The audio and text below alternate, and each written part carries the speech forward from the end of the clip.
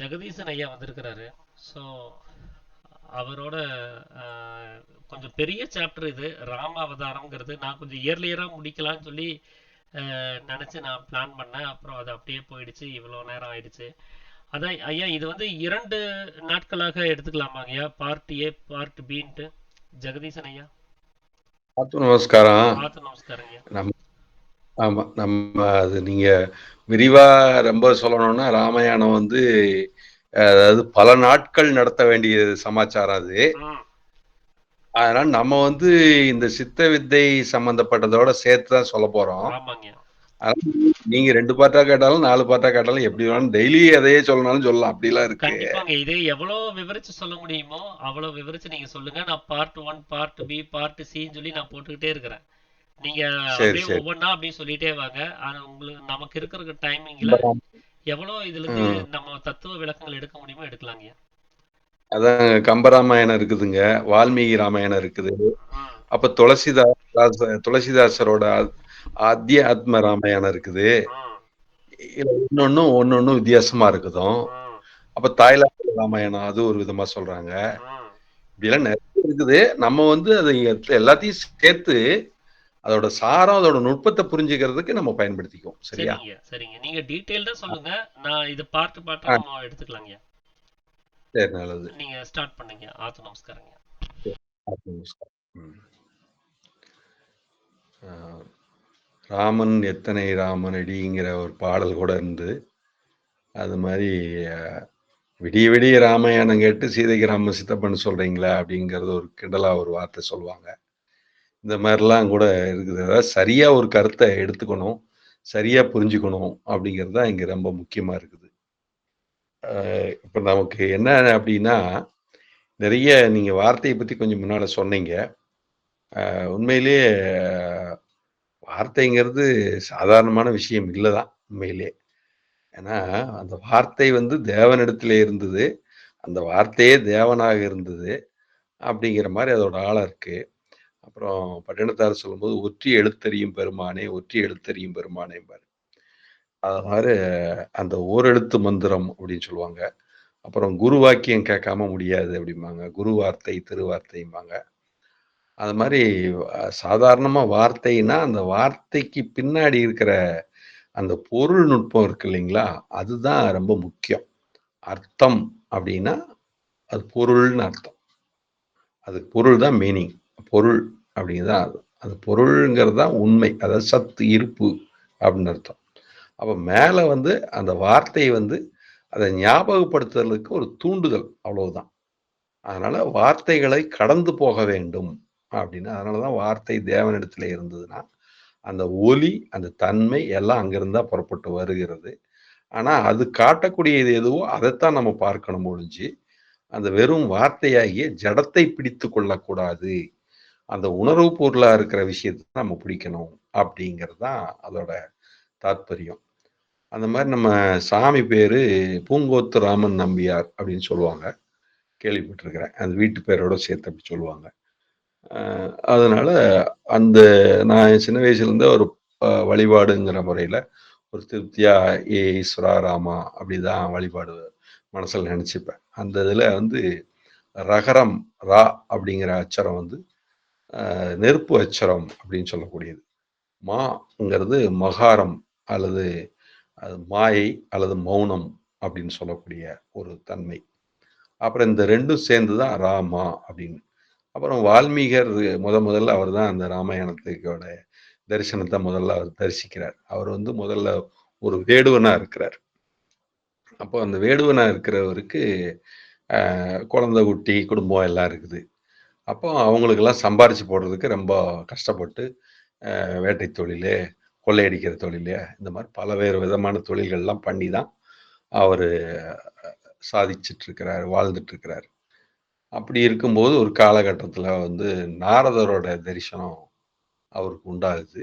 அப்போ அவரு கேட்குறாரு, நாரதர்கிட்ட கொள்ளையடிக்கிறதுக்கு முயற்சி பண்ணும்போது, இப்போ அவரு நீ செய்யறது சரியான தொழில் இல்லைப்பா, நீ தவறா செஞ்சுட்டு இருக்கிற அப்படிங்கிறாரு. அப்படியா, அப்போ நான் என்ன செய்யணும்னு நீங்க நினைக்கிறீங்க அப்படிங்கிறாரு. இல்ல நீ எதுக்காக இந்த வேலைலாம் செய்யறன்னு தெரிஞ்சுக்கலாமா அப்படின்னு கேள்வி கேட்கிறாரு.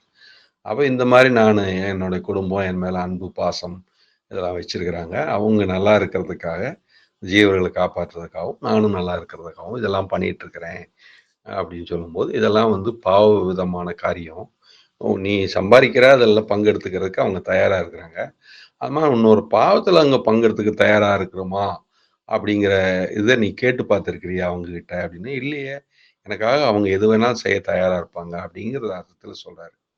அப்படியானா நீ கேட்டு வா, நான் அதுவரைக்கும் வெயிட் பண்றேன் அப்படிங்கிறாரு. சரி அப்போ வெயிட் பண்ணுன்ட்டு அவங்க கிட்ட போய் கேட்கிறாரு வால்மீகி. அப்புறம் கேட்கும்போது, இல்ல, இல்ல நாங்க புண்ணியத்துல தான் பங்கெடுத்துக்குவோம். உன்னுடைய சொத்து, சுகம் இதுல இருக்க நன்மை இதுல தான் நாங்க பங்கெடுத்துக்கறதுக்கு ஆசைப்படுவோம் ஒழிஞ்சு, ஆ உன்னுடைய பாவத்துல எங்களுக்கு பங்கு வேண்டாம் அப்படின்னு சொல்லுவாங்க. அப்ப அத கேட்டு வந்து நாரதர்கிட்ட அவர் சொல்லுவார். அப்போ நாரதர் சொல்லுவார், "பாத்தியா நான் சொன்னேன் இல்லையா? அந்த மாரி இது எல்லாமே வந்து இந்த மாரி தான் இருக்கும்." அதே மாரி அ பைபிள்ல கூட ஒரு கதை வரும். அறுக்கிறதுக்கு அறுவடை செய்வதற்கு முந்தி, விதைக்கிறதுக்கு, உழவு செய்யறதுக்கு இதுக்கெல்லாம் ஆள் கூடும்போது யாரும் வரமாட்டாம்பாங்க. அப்புறம் அறுவடை செய்யும்போதாவது கூப்பிடுவாரு, அப்பவும் வரமாட்டாம்பாங்க. அப்ப அறுவடை செஞ்சு எல்லாம் பண்ணதுக்கப்புறம் அத பாயாசம் வச்சு குடுக்குறாங்கும்போது எல்லாரும் வர தயாரா இருக்கோம். அப்படிங்கிற மாரி சொல்லுவாங்க. அப்போ அந்த மாரி தான் இந்த உலகியல் நோக்கத்துல இருக்கும்போது இருக்கும் பொழுது, அந்த உண்மையான தன்மை வந்து இருக்காது. அப்படிங்கிறது தான் அங்க நாரதர் வந்து அவருக்கு வால்மீகிக்கு அத ஒரு காட்டி தர்றாரு. அப்ப நான் இப்ப என்னதான் செய்யறது அப்படின்னு சொல்லி கேட்கும்போது, அந்த ராமநாமத்த அவருக்கு உபதேசம் பண்ணணும் அப்படிங்கிற ஒரு கருத்து அங்க வருது. அப்போ அப்ப என்ன செய்யலாம் ராமநாமத்த உபதேசம் பண்றதுக்கு? அவருக்கு அந்த வார்த்தைய எப்படி புரிய வைக்கிறது? அப்படின்னா காட்டு, மரம், செடி, கொடிக்கு மத்தியிலே வாழ்ந்தவரு. அப்ப ராமாங்கிற வார்த்தை அவருக்கு வாய்க்குள்ள நுழையிறது கஷ்டமா இருக்குது. அப்ப அவரு மரம், மரா அப்படின்னு உன்னால சொல்ல முடியுமா? அப்படிங்கிறாரு. மாத்தி சொல்லிக் குடுக்குற மாரி. அதாவது ஒரு வித்தியாசமா சொல்லிக் குடுத்து, அப்புறம் கடைசியில அந்த இடத்துக்கு வந்து சேர்ற மாரி. நெகட்டிவா நம்ம இறைவனே வந்து நமக்கு மாயைங்கிற ஒரு இத ஆ மரக்கரணை பண்ணி மாயைங்கிறது ஒண்ணு அனுப்பிச்சு, அதன் மூலியமா வந்து அறம் அல்லது மேன்மை, உண்மை, சத்தியம்ங்கிறத நமக்கு உணர வைக்கிறதுக்காக இந்த மாயையில் துன்பத்துல உழந்து கஷ்டப்பட்டு, அந்த மெய்யான உண்மையை தெரிஞ்சுக்கிறதுக்கான வாய்ப்பா மனித பிறவி குடுக்கப்பட்டிருக்கிறது அப்படிம்பாங்க. அந்த அடிப்படையில அவருக்கு அந்த உபதேசத்த அ மாத்தி சொல்லிக் குடுக்குறாரு. ஃபர்ஸ்ட் மரா அப்படின்னு உச்சரிக்கிறது சொல்லிக் குடுக்குறாரு. அப்ப அவரு மரா, மரா, மரா, மரா, மரான்னு உச்சரிச்சோன்னா, மரா, மரான்னு உச்சரிக்கிறது ராம, ராம, ராமான்னு வந்துருது. அப்ப இந்த உச்சரிப்ப நீ அட்டென்ஷன்ல பொசிஷன்ல எப்போதும் நீ பண்ணிட்டு இருந்தீன்னா, உனக்கு சில உண்மைகள்லாம் தெரியும்னு சொன்னோனே, அவரு புற்றுக்கண்ணெல்லாம் முளைச்சிருது. அவரு அப்படி தவம் பண்ணிட்டு இருக்கும்போது, அதுக்கப்புறம் மனதுக்குள்ள உச்சரிக்க ஆரம்பிச்சிருப்பாரு அவரு. அதுக்கப்புறம் அது அப்படி ஒருமுகப்பட்ட தன்மைங்கிறத ஒரு அட்டென்ஷன் பொசிஷனுக்காக தான் அவருக்கு அது கத்துக் குடுக்கப்பட்டது. அப்போ வந்து மன ஒருமுகப்பாடு அந்த இடத்துல அவருக்கு வந்து சேர்ந்துருது. அவருக்கு அந்த தெளிவு, உறுதி எல்லாம் கிளாரிட்டி எல்லாம் நாரதர் சொல்லிக் குடுத்த அந்த விஷயங்கள்னால வந்ததுனால, நம்பிக்கையும் அவர் சொன்னது நிரூபணம் ஆயிடுதே! அப்படிங்கிறனால அவர் மேல கான்ஃபிடென்ட், ஃபெய்த் எல்லாம் வந்து அவர் சொன்ன கருத்தின் மேல இருக்கிற உறுதி காரணமாக அவரு தொடர்ந்து அதுல நிலை பெற ஆரம்பிச்சார். அப்ப அந்த நம்பிக்கையில இப்படி பண்ணிட்டு இருந்தா உங்களுக்கு உண்மை தெரியும்னு சொன்னதுனால, எப்படி நமக்கு இவரு நித்யானந்த சுவாமி பேரும் கணேஷ்புரி நித்யானந்த சுவாமி பேரும் ராமன் கூட நான் கேள்விப்பட்டிருக்கிறேன். அ அ அப்படிதான் சொல்லி கேள்விப்பட்டிருக்கிறேன். அந்த அடிப்படையில அவரும் இன்னோசென்ட்டா படிப்பு எல்லாம் கம்மி. அவரு குடுத்த விஷயத்த அவர் சிக்கன பிடிச்சுட்டார். மாணிக்கவாசகர் சிக்கன பிடித்தேன், புறம் புறந்தணிந்த செல்வமே சிவபெருமானே, இம்மையே உன்னை சிக்கன பிடித்தேன், எங்கெழுந்து அருளுவது இனியே அப்படின்னு சொல்றாரு. அந்த மாரி அவரு ம 6 மாசத்துல யோகி ஆவாயாக ஆகலாம் அப்படின்னு விவேகானந்தர் சொன்ன மாரி அவரு நல்லா ஸ்ட்ராங்கா பிடிச்சுட்டாரு நித்யானந்த சுவாமி. அதனால அவர் மிகப்பெரிய யோகியா இருந்தது. அவதார புருஷரோட லட்சணமும் இருந்திருக்கலாம். எப்படி வேணாலும் இருக்கலாம். அவர் பிறவிய பத்தி கேட்கும்போது 2 காகங்கள் வந்தன, 2 காகங்கள் பறந்தன அப்படின்னு சுருக்கமா சொல்றாரு. நெறைய சித்து விளையாட்டுலாம் விளையாடலாமான்னு சித்து வித்யார்த்திகளுக்கு கேள்வி இருக்குது. அப்போ அந்த சித்து வித்யார்த்திகள் அந்த கேள்விக்கு வந்து அவர் பதில் சொல்ற மாரி ஒரு சில நித்யானந்த சாமி தான் உண்மையிலேயே ஏகப்பட்ட சித்து விளையாட்டு விளையாடிருக்காரு. சாமி கூட பண்ணியிருக்கிறாரு அப்படின்னா, அந்தந்த காலகட்டத்துக்கு தகுந்த மாரி அவர் வழி இல்லாம பண்ணியிருந்தாரு. ஆனா, வெளிப்படையா காட்டணும்னு சொல்லல. யாருக்கு காட்டுங்கன்னு சொல்லல. ஆனா, நித்யானந்த சாமி நெறைய பண்ணியிருக்கிறார். நெறைய நன்மை உலகத்துல உண்டாகட்டும் அப்படிங்கிறதுக்காகவும், இரக்க குணத்தினாலேயும் நெறைய பண்ணியிருக்கிறாரு. அப்ப அவர் கடைசியா அவர்கிட்ட அந்த கேள்வி கேட்கறாங்க. சித்துக்கள்லாம் பண்ணக்கூடாதும்பாங்க. ஆமா நீங்க நிறைய சித்துக்கள்லாம் பண்ணியிருக்கிறீங்களே, இத பத்தி என்ன சொல்றீங்க? அப்படிங்கும்போது, அதெல்லாம் இடம், பொருள், ஏவலை அனுசரித்துச் செய்த சில சில்லறை விளையாட்டுக்கள் அப்படின்னு தெளிவா அதுக்கு பதில் குடுத்திருக்கிறார். அது வந்து சந்தர்ப்ப சூழ்நிலை வசமா தான் அது செய்தது ஒழிஞ்சு, செய்யணும்னு நினைச்ச செயல அதுல இஷ்டம் இல்ல. அந்த அடிப்படையில தான் அவரு அதுக்கு விளக்கம் சொல்றாரு. அந்த மாரி வந்து இதோடைய நோக்கம் நமக்கு அது சித்துக்கள் நோக்கம் இல்ல. அந்த உண்மை தான் நமக்கு தெரிஞ்சுக்கணுங்கிற நோக்கம் தான் இருக்கணும். அதாவது ஞானத்துக்கு குறைஞ்ச, இறைவனுக்கு குறைஞ்ச நோக்கம் எதுவும் இருக்கக்கூடாது. அதுக்கு தாழ்ந்து தான் இருக்கக்கூடிய எல்லாம் சாத்தானுடைய எண்ணங்கள் அப்படிம்பாங்க.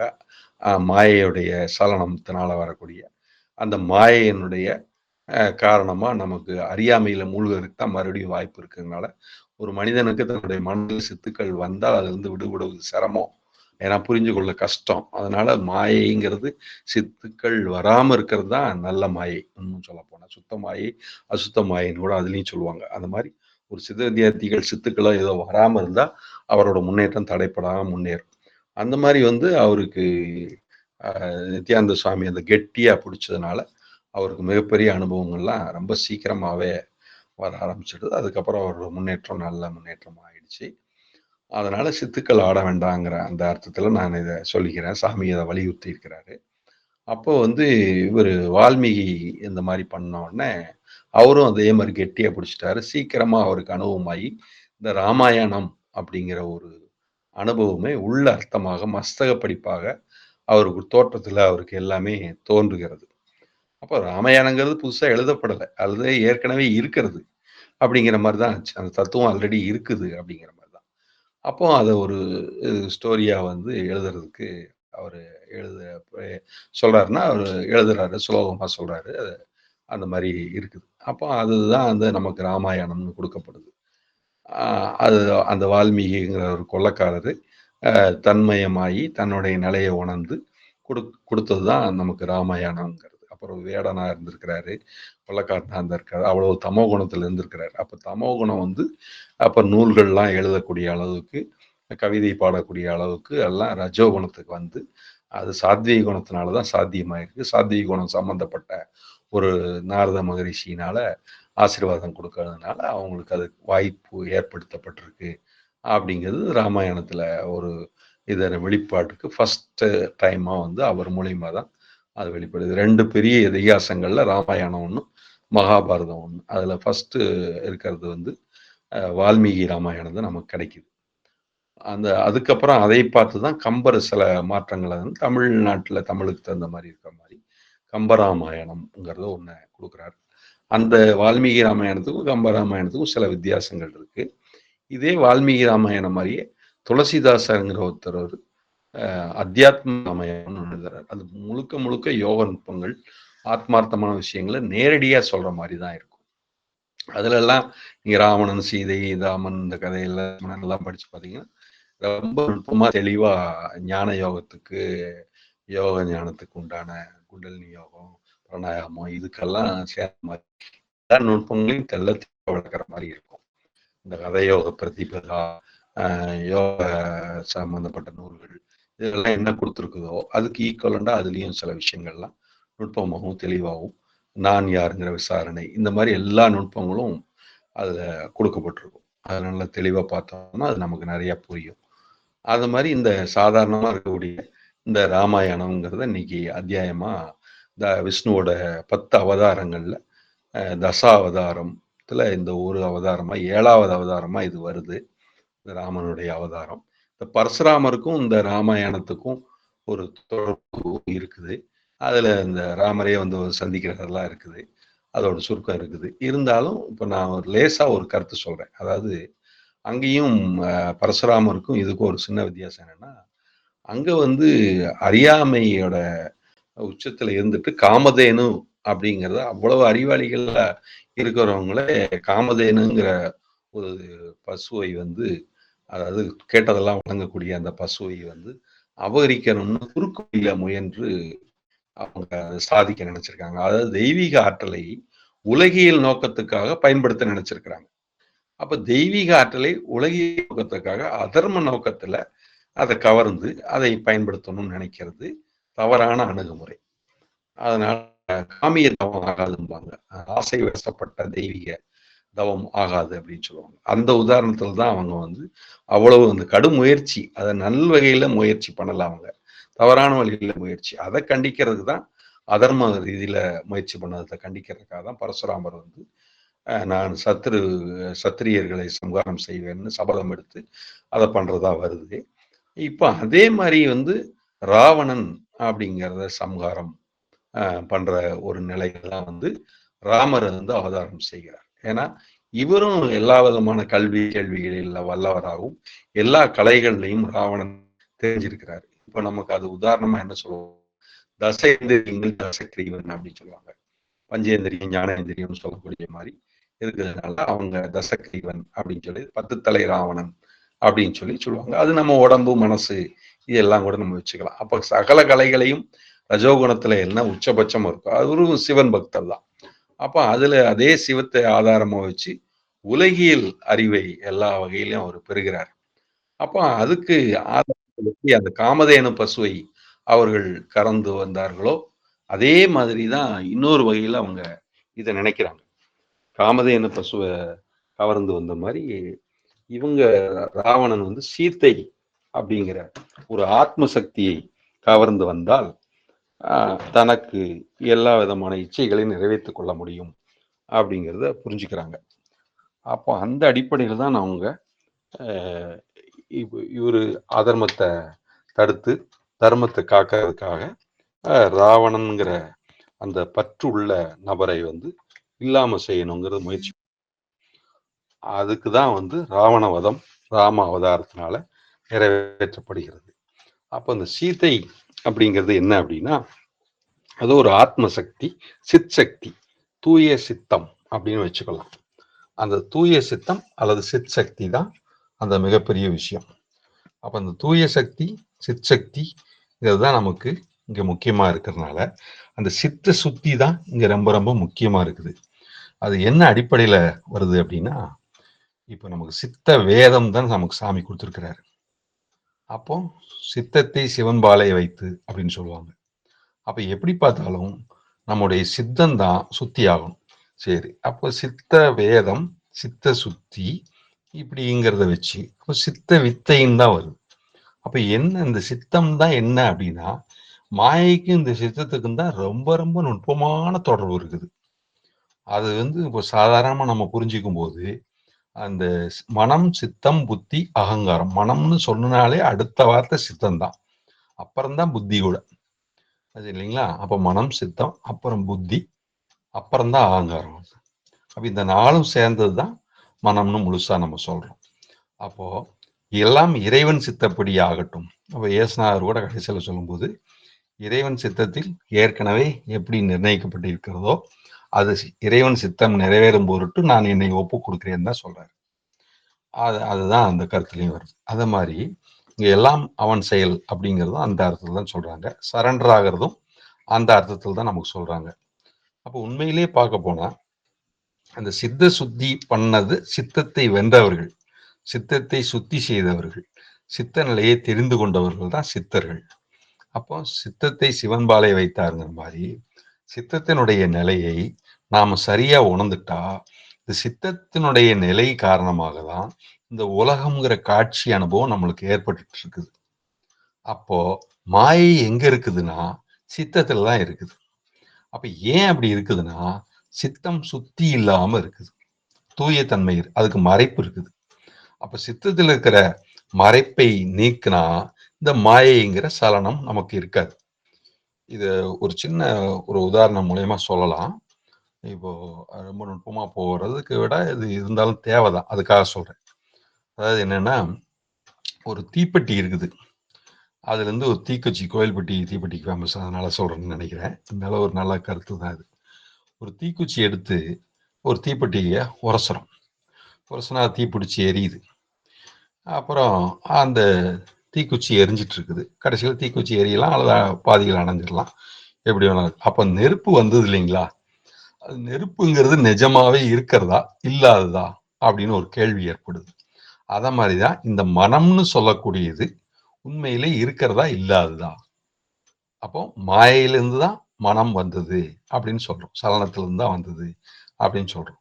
அந்த மாதிரி இந்த உண்மையிலேயே வந்து இந்த நெருப்பு அப்படிங்கிறது உண்மையிலே இருந்த வஸ்துவா இல்லாத வஸ்துவா, இல்ல இருக்கா, இருக்கு இல்லையா அப்படிங்கிற மாதிரிலாம் அந்த தர்க்க நியாயத்துல எல்லாம் கேள்வி கேட்பாங்க. அந்த மாதிரி நான் இப்போ கேட்கிறேன். இப்போ வந்து உண்மையிலேயே இந்த நெருப்புங்கிறது இருக்குதா இல்லையா அப்படிங்கிறது நம்ம எப்படி நிரூபிக்கிறது அப்படின்னா, வெறும் தீப்பெட்டியை எடுத்து அதோட உரசுறதுங்கிற ஒரு வேலையை செய்யறோம். அல்லது சிக்கி முக்கி கல்லை வச்சு பற்ற வைக்கிறோம். அல்லது மூங்கிலோட மூங்கில் உரசுறது, உராய்வில் வெப்பம் ஏற்பட்டு ஆக்சிஜன் அதோட தொடர்பு ஏற்பட்டு, இதுல வந்து தீப்பெட்டியில பாஸ்பரஸோட தொடர்பு ஏற்பட்டு வெப்பம் ஏற்பட்டு அந்த உராய்வோட வேகத்துல அசைவு சலனத்தினால பத்திக்குது. அப்போ வந்து விளைவு தான் நெருப்பு. அப்போ நெருப்புங்கிறது ஒரு தற்காலிக விளைவே ஒழிய அதுக்கு நிரந்தர இருப்பு கிடையாது. அதாவது இருந்ததா இல்லையா அப்படிங்கிற இடத்துல அது இல்லை உண்மையிலேயே. அதே போல்தான் இந்த உலகத்தை சொல்றாங்க. இந்த உலகம்ங்கிறது உண்மையிலே இல்லை அப்படிதான் சொல்றாங்க. அதான் மாயைங்கிறாங்க. உண்மையிலே இல்லை. ஆனால் இதுக்கு அடிப்படை மாயை அப்படிங்கிறாங்க. இந்த உரசுதல், தீப்பெட்டியும் குச்சியும் உரசுறது, பாஸ்பரஸ் உரசுறது, அது மூங்கில உரசுறது, சிக்குமுக்கி கல் உரசுறது, இப்படிங்கிற இந்த உரசல்னு ஒரு வேலை நடக்கலைன்னா நெருப்புன்னு ஒண்ணு உண்டாயிருக்கவே செய்யாது. அப்ப அது நடந்ததுனாலதான் இது உண்டாச்சு. அப்ப அந்த நடக்கிறது தான் உண்மையை ஒழிஞ்சு இந்த விளைவு உண்மை இல்ல. விளைவுங்கிறது தற்காலிகமானது. அப்ப இந்த விளைவு இருக்கலாம், இல்லாமலும் இருக்கலாம். அதை அப்ப இருக்கா இல்லையா? உலகம்ங்கிறது அந்த விளைவினால, அந்த காரணத்தினால தோன்றியதை ஒழிஞ்சு இந்த விளைவு உண்மையானதல்ல, சாஸ்வதமானதல்ல. அதனாலதான் உலகம் இல்லாதது அப்படின்னு ஆதிசங்கர் வலியுறுத்தி சொல்றாரு. அதனாலதான் இது பொய். அண்ட சராசரங்கள் ஒன்றும் அதுக்கு நிலைத்த தன்மை கிடையாது. ஒரு காலம் வரும் இதெல்லாம் தூள் தூளா சுக்கு நூறா போயிரும் அப்படின்னு விவேகானந்தர் கூட வேத இதிகாச புராணங்கள்லயும் கற்ப காலங்கள்லாம் வருது. அப்போ வந்து அழிவு வந்துருது. அப்ப இல்லாம போய் மறுபடியும் அது புதுமையாக உற்பத்தி ஆகிறதுக்கு வாய்ப்பு இருக்கு அப்படின்னு. அப்ப இந்த சாட்சி பாவமாகிய தன்மை தான் உண்மை, மற்றதெல்லாம் உண்மை அல்ல. அப்ப காண்பான் மாத்திரமே உண்மை, காணக்கூடிய யாவுமே நிலையானது அல்ல அப்படிங்கிற தன்மையை தான் கொண்டு வராங்க. அப்ப நம்ம எங்க கொண்டு வரோம் அப்படின்னா, நம்ம உண்மையான சித்த தெளிவு கொண்டு வரோம். அப்ப இந்த சித்தத்தினுள்ளே சிவலிங்கம் காட்டி, சத்தத்தினுள்ளே சதாசிவம் காட்டி, கணுமுற்றி நின்ற கரும்புள்ளை காட்டின்னு விநாயகர் அவையார் சொல்லுவாங்க. இதெல்லாம் யோக நுட்பம் தான். அப்போ அந்த பாடல் எல்லாம் யோக நுட்பம் தான். அப்ப இந்த அளவுல பாத்தீங்கன்னா நமக்கு சித்த வேதம் கத்துக்கிறதே என்னன்னா, நம்ம சித்தத்தை பத்தி உணர்றது தான். அதே மாதிரி அப்போ சித்தத்தை பத்தி உணராம நம்ம மாயை பத்தி ஒண்ணுமே தெரிஞ்சுக்க முடியாது. அப்போ சித்த சுத்திங்கிறதுக்கு அதுக்கு தடை, சித்தத்தை நாம தெரிந்து கொள்வதற்கு என்ன தடை இருக்கோ அதை நீக்கிக் கொள்ள வேண்டியதா இருக்கு. அதுதான் தெரியும். அப்போ சித்த வித்தைங்கிறது இந்த வித்தை பண்றது மூலயமா என்ன பண்ணிக்கிறோம், சித்தத்தை தான் செம பண்ணிக்க போறோம். அப்ப முழுக்க முழுக்க நம்ம என்ன தெரிஞ்சுக்க வேண்டியிருக்கு அப்படின்னா, சித்தம்ங்கிறதுனா என்ன அப்படிங்கிறது தான்.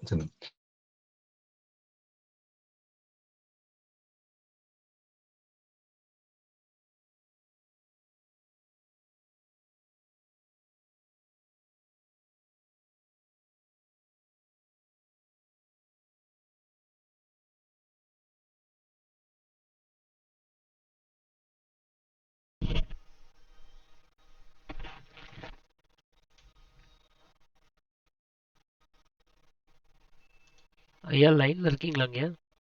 நீங்க பேசுறது கேட்கல.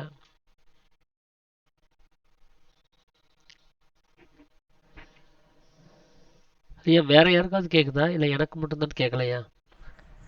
ஆமாங்க ஐயா, கேட்கலீங்களே, இல்ல கேட்கல. யாருக்குமே ஓகே ஈஸ்வரனை பண்ணிக்கொள்ளுதல் அப்படிங்கிறது சித் சக்தி, சித்த சக்தி அப்படின்னு சொல்றோம். அப்ப சித் சக்தி, சித்த சக்திங்கிறது அறிவு சக்தி. என்ன இதுதான் நம்ம புரிஞ்சுக்கிறோம். சரிங்களா? நம்ம இந்த பயிற்சி எல்லாம் பண்ணிட்டு இருக்கிறோம். அந்த அடிப்படையில சித்த சுத்திங்கிறத இல்லாம சித்தத்துல தோன்றியபடி அல்லது சித்தத்தினுடைய பலத்தை பயன்படுத்தி சித்தத்தை கொஞ்சம் வசப்படுத்தி அதனோட நிலையில ஆத்ம தன்மையும் பயன்படுத்தி நம்ம மேலான நிலையை அடைஞ்சிடலாம் அப்படின்னு சொல்லித்தான் ராவணன் வந்து அந்த சீதையை கவர்ந்து வர்றார். அப்ப ஆத்ம ஆனந்தத்தை குறுக்கு வழியில் பெறலாம்ங்கிற முயற்சியை அவர் பண்றார்.